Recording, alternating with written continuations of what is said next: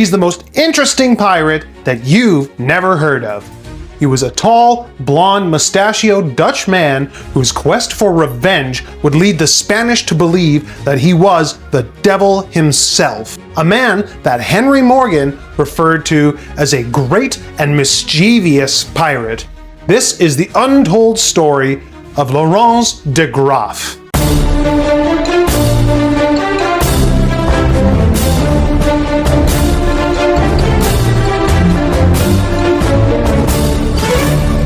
While not much is known about Laurance Degraff's childhood, it's alleged that he was captured by Spanish slavers in the Netherlands and then sold into slavery on the Canary Isles. He reportedly escaped slavery sometime around 1670 and went on to marry his first wife, Petronila de Guzman, in 1674. Together they would flee Spain and head towards the Caribbean. Graaf would start his pirate career small, using a small hijacked ship to capture a larger ship, and then a larger one, and so on and so forth, until in 1679 he attacked the Spanish Armada de Barlovento and captured a huge Spanish frigate with about 28 guns, and he made that his flagship. And he would name his flagship El Tigre. In Espanol, my nickname is El Tigre! Or just Tigre, which means tiger. So obviously the Spanish would want revenge for their stolen frigate, and they would send the Armada de Barlovento to find de Graaf. And while he was staying in Cuba, he got word that the Armada was looking for him. However, instead of fleeing from the Spanish Armada, de Graaf was like, okay, let's go. Bring it on!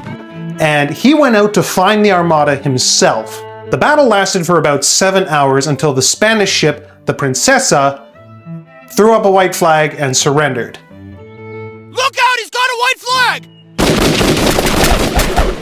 After the Spanish lost about 50 of their crewmates and de Graaf's pirates lost about 8.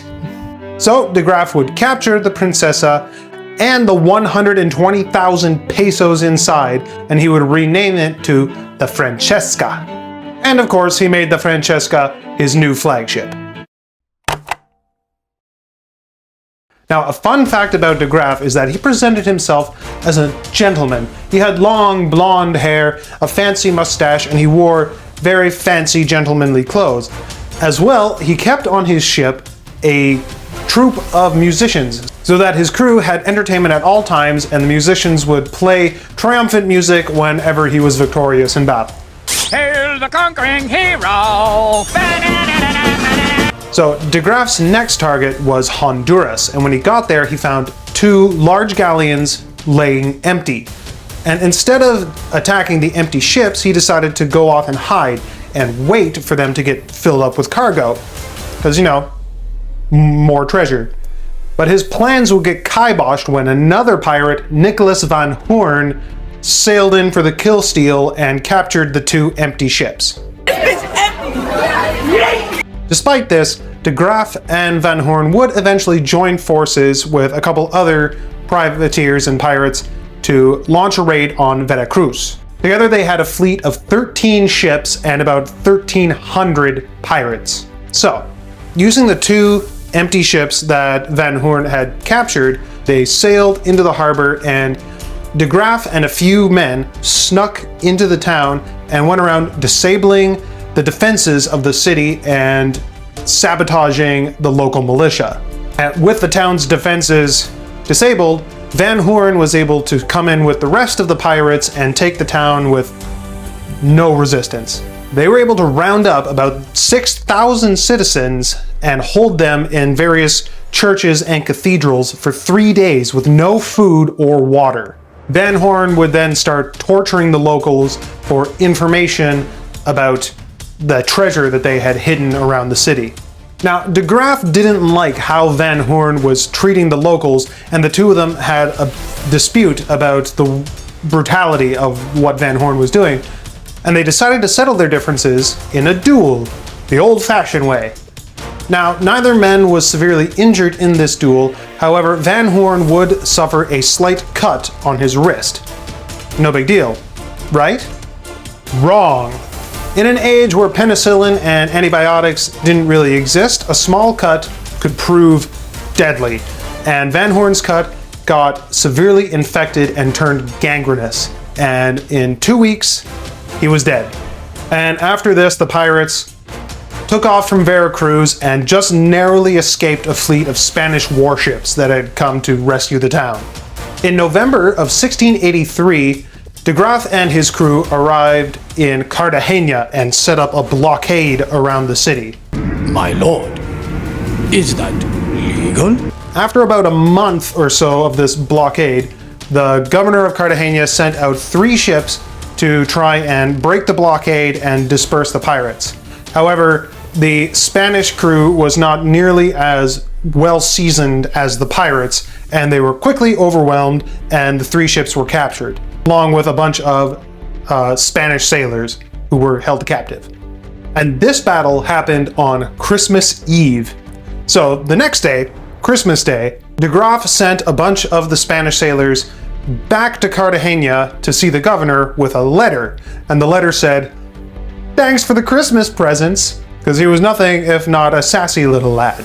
In early January, a British fleet would come to Cartagena, and De Graaf would trade with them, and they got on pretty well, and after that, he broke the blockade and left Cartagena.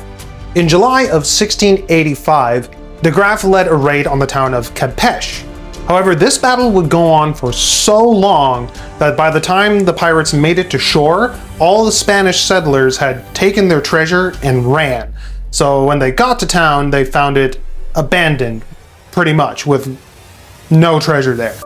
So frustrated by the lack of plunder in the town, the pirates started burning all the buildings down and executing all the captives that they were able to take.